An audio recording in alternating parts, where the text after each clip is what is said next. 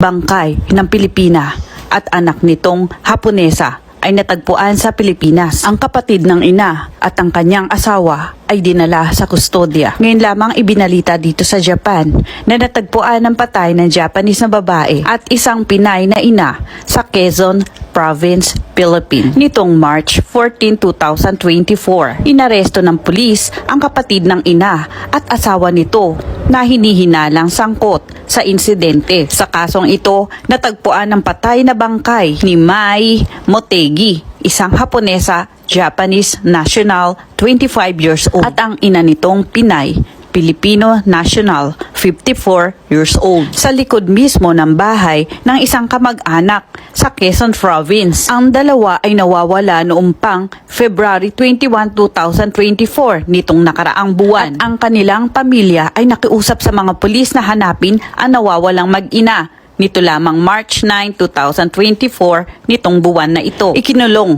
ang kapatid ng ina at asawa nito sa dahilang hinihinalang pagpatay sa dalawa. Ang kapatid ng ina at ang kanyang asawa ay nagpapagamot sa ospital. Patuloy pa rin ang investigasyon ng mga pulis sa Pilipinas. Thanks for watching Part Neil TV channel. Please subscribe my YouTube channel. Follow, like, comment, and share.